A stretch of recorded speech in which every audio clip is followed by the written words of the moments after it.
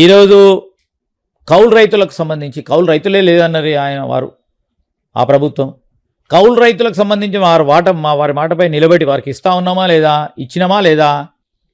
తులం బంగారం చేయలేదు, మహిళలకు 2500 ఇవ్వలేదు. ఇప్పుడు ఒక్కటి తర్వాత ఒకటి చేస్తున్నామని చెప్పినాము. ఒకటో రెండో అంశాలు పెట్టుకొని ఏది చేయలేదంటే ప్రజలకు అందుతా ఉన్నాయి.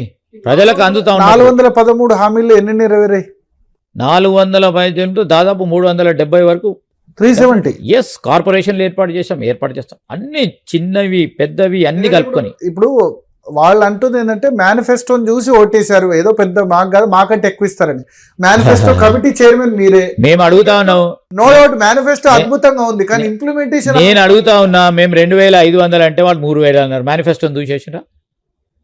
మా మేనిఫెస్టో తర్వాత వాళ్ళు రిలీజ్ చేసారు కదా. అవును, 6 గ్యారెంటీలు మేనిఫెస్టో వల్లనే వాళ్ళకు గెలిచింది కాంగ్రెస్. ఇప్పుడు మా మీద నమ్మకం, వారిపైన నమ్మకం లేకుండే మా మేనిఫెస్టో తర్వాత ఇదే మహిళా సోదరి మహిళలకు 3000 ఇస్తా అన్నారు. నమ్మాలి కదా వాళ్ళను? ఎందుకు నమ్మలేదు? రైతులకు ఇదే చేస్తా అన్నారు, నమ్మినరా? నమ్మలేదు. ఎందుకంటే ఈరోజు పరిపాలన రుణమాఫీ హామీ ఇవ్వలేదు, చాలా హామీలు మీరు ఇచ్చిన వాటి తులం బంగారం హామీ ఇవ్వలేదు. వారు వేరే ఇచ్చిండ్రు, చాలా ఇచ్చిండ్రు, వారి దానిలో ఇచ్చిండ్రు. ఇప్పుడు ఈరోజు వాళ్ళ మేనిఫెస్టో రిడెండెంటే, మీ మేనిఫెస్టో పట్టించుకోమని చెప్పిండ్రు. ఎందుకంటే 2 సార్లు కూడా మోసపోయినాం కనుక ప్రజలు. ఈరోజు మేము రేపు ప్రజల వద్దకు వెళ్ళినప్పుడు ఎవరైనా ఒక మాట అంటే మేము మేనిఫెస్టో పరంగా అప్పుడు అడగమనండి.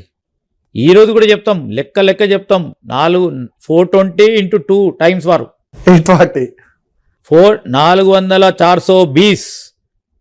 × 2 అంటే చూడండి, అంత మోసం చేసిన ప్రజలు. 413 హామీలు 370 ఇంప్లిమెంట్ దాదాపు అన్ని కూడా అయిపోయినాయి, చిన్నవి పెద్దవి అన్ని కలుపుకొని. దాంట్లో 420 లేవండి. దాంట్లో కావాలనే నెంబర్ చెప్పి ప్రజలను పక్కదారి పట్టించే ప్రయత్నం చేస్తూ ఉన్నారు. నేను పాత్రికేయ మిత్రులను కూడా కోరుతా ఉన్నాను, వారు ఏదో నెంబర్ చెప్పారని మనం కూడా ఆ నెంబర్ 13 + 6 గ్యారెంటీలు కలిపితే 419 100% కాదు. ఎందుకంటే వారికి ఒక జిమ్మిక్ తెలుసు, ప్రజలను ఏ విధంగా పక్కదారి పట్టియాలి, మీడియా అటెన్షన్ ఏ విధంగా పొందాలి, మీడియా ద్వారానే ఈరోజు ఒక ఫసాడ్ క్రియేట్ చేసి ముందుకు పోవాలనే గొప్ప ఆర్ట్ ఉంది వాళ్ళకి, టీఆర్ఎస్ వాళ్ళకి. మేము ఈరోజు ప్రాక్టికల్గా ఉందాం, ఆచరణ యోగ్యమైన కార్యక్రమాలు చేపడదాం. కొద్దిగా ఆలస్యమైన ప్రజలకు ఇచ్చిన హామీలు తప్పకుండా నిలబెడదాం. అన్ని నెరవేరుతాయి. 100కి 100% తులం బంగారం కూడా అన్ని మేము ఇచ్చిన ప్రతి ఒక్కటి కూడా నిలబెట్టుకునే కార్యక్రమం చేస్తాం. 2500 వ్యవస్థను గాడిలో కర్ణాటకలో ఇంప్లిమెంట్ అవుతుంది మహిళలకి ఈ డబ్బు. 2500 పర్. అది 2500 కాదండి, అక్కడ ఉన్నాయి వేరే. స్త్రీ శక్తి ఏదో ఉంది, 1500 2000 ఉన్నట్టుంది. 1500 అది అమలు చేస్తా ఉన్నారు. అక్కడ ఆర్థిక వ్యవస్థను బట్టి ఆ విధంగా చేస్తా ఉన్నారు. మేము ప్రజలకు చెప్తా ఉన్నాం, ఆర్థిక వ్యవస్థ గాడిలో పెట్టి చేస్తాం. 5 ఏళ్ల ఇంతలో కంప్లీట్ చేస్తారు. 100కి 100% ఇచ్చిన హామీలన్నిటిని కూడా పూర్తి చేసుకొని మళ్ళా తిరిగి ప్రజల వద్దకు వెళ్తాం. సంక్షేమానికి పెద్దపీట వేస్తాం, వేయని పరిస్థితి లేదు. ఈరోజు పేదవాళ్ళు వారి జీవితాల్లో మార్పు తీసుకొస్తున్నాం. ఉదాహరణ చెప్తా ఉన్నాం మాట్లాడేది. ప్రాథమికంగా మేము ఇచ్చిన హామీలు చాలా ప్రాథమికంగా 1, 2 ఆర్థికపరమైన భారం ఉన్నాయి కనుక ఈరోజు రేషన్ కార్డులకు సంబంధించి రేషన్ కార్డులు ఇవ్వలేకపోయినారండి. 10 సంవత్సరాలు ఇచ్చారంటారు వాళ్ళు. 6 లక్షలు అడిగితే ఇప్పుడు రేషన్ కార్డులు ఇవ్వటంతో పాటు ఈరోజు సన్న రకం బియ్యం అంటే పేదవాడు అన్నం తినేటప్పుడు నా జీవితంలో ఒక మార్పు కనబడ్డది. నేను ఇప్పటి వరకు దొడ్డు బియ్యం తినేటోని, ఈ ప్రభుత్వం రాగానే సన్న రకం బియ్యం మా కుటుంబ సభ్యులు తింటున్నారని వారి నిజమైన మార్పు కనబడుతూనే ఉంది. ఈరోజు అక్కడ కరెంటు ఛార్జీలు పెరిగిన వారి ప్రభుత్వ హేమల ఛార్జీలు పెరిగితే ఛార్జీలకు సంబంధించి ఆందోళన చేస్తే ప్రజలు బిల్లు కట్టకుండా ఉంటే, ఆ పేదవాడికి బిల్లు కట్టకున్నా కానీ కరెంటు కట్ చేస్తే ఇబ్బంది పడితే మీ జీవితాల్లో మార్పు చూపెడతామని 200 యూనిట్లు అని పెట్టుకొని ఈరోజు వారందరికీ కూడా ఈరోజు 0 బిల్ ఇచ్చి ఈరోజు వారి జీవితాల్లో మార్పు చూపెట్టే కార్యక్రమం చేస్తాము. ఇవన్నీ చేస్తూ ఉన్నప్పుడు చేయనప్పుడు 1, 2 పట్టుకొని మీరు 100 చేయలేదు. ఈరోజు మేము చేస్తామని ధైర్యంగా చెప్తా ఉన్నాం. మీరు చేసిన ఆర్థిక మరి సంబంధించిన ఎందుకు సంక్షేమం ఇప్పుడు తీసుకొచ్చినప్పుడు కట్టలేకపోతున్నారు? మరి ఇన్ని ఇంప్లిమెంట్ చేసినప్పుడు 6 గ్యారెంటీస్ ప్రజలకు తెలుసా అండి, మీడియా ద్వారా వారు ప్రచారం చేసుకుంటే చేసుకున్నారు. ఈరోజు ప్రజలకు తెలుసు, ప్రజలకు పోయి అడగండి, రేషన్ కార్డు తీసుకుపోయి రేషన్ షాప్లో అడగండి.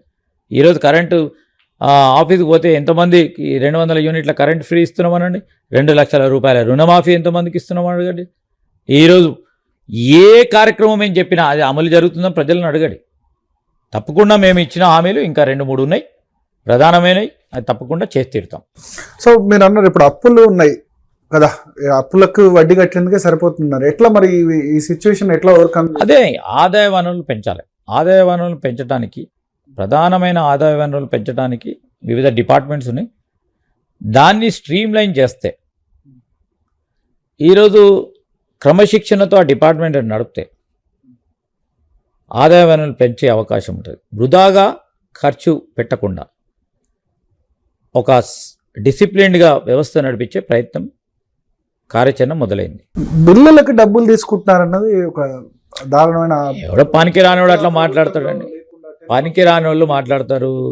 పనికి రానివాడు మాట్లాడితే దానికి సమాధానం మన చెప్పాలి. హరీష్ రావు అన్నారు, అంటే బట్టి విక్రమార్క హరీష్, ఇక్కడ బట్టి విక్రమార్క మీకు సన్నిహితుడు కాబట్టి ఆయన ఏదో మినిస్టర్ అంటే నీలాగా బిల్లులకు నేను డబ్బులు తీసుకోలేదని ఆయన. ఇప్పుడు అతనికి సమాచారం సరిగ్గా లేకపోవచ్చు, ఎవరైనా సమాచారం తప్పుగా ఇచ్చిండొచ్చు, అది సరికాదని చెప్తా ఉన్నాం.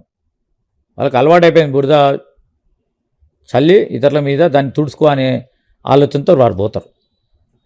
ఆ విధంగా కానే కాదు. వారికి ఏదైనా కావాలని ఎవరైనా వారి సహచరులు సమాచారం ఇస్తే వెంటనే రియాక్ట్ అయి ఉంటారు, కానీ అది సరికాదు. సరే, ఇక ఫ్యూచర్ సిటీ విషయానికి వద్దాం. ఫ్యూచర్ సిటీ మీద ప్రధానంగా ఆరోపణ ఏంటంటే, మేము ఫార్మా సిటీ కోసం భూములు సేకరిస్తే దాన్ని తీసుకొచ్చి ఫ్యూచర్ సిటీ అంటారు. అది ఫ్యూచర్ సిటీ కాదు, 4 బ్రదర్స్ సిటీ అంటే రేవంత్ రెడ్డి బ్రదర్స్ సిటీ అని ఆరోపణ చేస్తున్నారు. మేము టీఆర్ఎస్ ఎట్లా ఉందంటే, మళ్ళీ అధికారంలోకి వస్తే మరి అక్కడ ఉన్న అగ్రిమెంట్స్ ఇవన్నీ ఇంప్లిమెంట్ అవుతాయో లేదో అన్న విధంగా ఉంది. ప్లస్ ఇంత జనాభా ఇక్కడ ఉంటే 1,00,000 మంది ఉన్న జనాభా దగ్గర కూడా ఎందుకని రోడ్లు, ఎందుకంత హంగామా అని అంటున్నారు కేటీఆర్. ఇప్పుడు భారత్ ఫ్యూచర్ సిటీ నిర్మాణానికి ప్రత్యేకమైన ఉద్దేశం ఏంటంటే, అక్కడ మా ప్రభుత్వం కాలుష్యానికి సంబంధించిన ఫార్మా రావద్దు అని ఒక నిర్ణయం తీసుకొని మేము ప్రజా ఆందోళన చేసినాం. ఇప్పుడు ఫార్మా దానికి ఉన్న అనుగుణంగా ఈరోజు గ్రీన్ ఫార్మా యూనిట్స్ వస్తాయి. అక్కడ చాలా వరకు కాలుష్యం లేని ఫార్మా యూనిట్స్ తీసుకొచ్చే కార్యక్రమం. ఫార్మా ఆ కంపెనీస్కి సంబంధించి వాటికి కావాల్సిన అవసరాలు తీర్చడానికి ఇప్పుడు ఎడ్యుకేషన్ కావాలి, అక్కడ హౌసింగ్ కావాలి, ఎంటర్టైన్మెంట్ ఉండాలి, అక్కడ రెసిడెన్షియల్ ఏరియాస్లో ఉంటున్న వారికి స్పోర్ట్స్ ఉండాలా, ఈరోజు దానికి కావాల్సిన కంప్యూటర్కు సంబంధించిన ఇన్ఫ్రాస్ట్రక్చర్ ఉండాలి. ఈరోజు ఏఐ ఆధారితంగా ఉన్న డేటా సెంటర్స్ కావాలి. వీటన్నిటిని కూడా ఒక ఎన్వైరన్మెంట్ క్రియేట్ చేయడానికి చేస్తాను. దాన్ని భారత్ ఫ్యూచర్ సిటీ అని పెట్టాం. ఈరోజు వారెవరో పాలసీ నిర్ణయం తీసుకున్నారు, మేము వచ్చిన కాంగ్రెస్ పార్టీ రాగానే దీన్ని అడ్డుకుంటామంటే ఈ రాష్ట్ర ప్రజానికానికి వారు క్షమాపణ చెప్పాలా. ఎందుకంటే రాష్ట్ర అభివృద్ధికి అడ్డు తగులుతా ఉన్నారు. ఈరోజు మేము చెప్తా ఉన్నాం, అది 100% అండి. ఇదే బురద జల్లే కార్యక్రమం చేసి తుడుచుకో అనేటారు. వారికి ఏం సంబంధం అండి? వారు అన్నదమ్ములకి అసలు దీంట్లో వారికి ఏం సంబంధం? ఒట్టిగా వారి పైన ల్యాండ్స్ అన్ని అక్కడే ఉన్నాయంటారు. ఎవరికి ఏం ల్యాండ్స్ ఏమైనా అది ఉంటే చెప్పమని చెప్పండి. పార్టీకి సంబంధించిన నేను ఈ రోజు కూడా చెప్తున్నాము, అన్ని తీర్లా విధంగా అభియోగం చేస్తున్నప్పుడు ఆధారాలు ఉంటే తీసుకురమనండి, మేమే విచారణ జరిపిస్తాం. మేమే స్వయాన చెప్తా ఉన్నాం, విచారణ జరిపిస్తాం. ఆధారం లేకుండా ఎవడైనా ఏదైనా మాట్లాడచ్చు. భూమి ఉన్నోడు ఏదైనా మాట్లాడుకున్న వాళ్ళు, ఆ చుట్టుపక్కల ల్యాండ్ కొనుక్కున్న వాళ్ళు ఏ ఇబ్బంది పడకుండా ఉండొచ్చు. ఎందుకంటే జగన్ ఇట్లే ఇప్పుడు అమరావతి రాజధాని అంటే ఆయన దాన్ని 3 రాజధానులు చేశాడు. రేపు బీఆర్ఎస్ వస్తే వచ్చే క్రమం ఉంటే ఊహాజనికమైన ఆలోచన చేస్తా ఉన్న వారి గురించి ఏం చెప్పలేము. 10 ఏళ్ళు రేవంత్ రెడ్డి సీఎమా? కాంగ్రెస్ పార్టీ ప్రభుత్వంలో ఉంటుంది. ఓకే, అంటే రేవంత్ రెడ్డి అన్నారు మొన్న 10 ఏళ్ళు నేనే సీఎం. వారు ఉండాలని అనుకునే తప్పలేదు కదండి, తప్పలేదు కదా. మంచి పని చేస్తూ ఉంటే డెఫినెట్లీ ఉంటారని ఆశిస్తూనే ఉంటారు కదా. మంచి పని చేస్తూ ఉన్నాడు కనుక మా ఏఐసిసి వారు తప్పకుండా కొనసాగించే కార్యక్రమం చేస్తారు. ఆ విధమైన కాన్ఫిడెన్స్ చూపెట్టాల్సి వస్తుంది కదా. 10 ఏళ్ళు కాంగ్రెస్ గవర్నమెంట్ అయితే అది 100%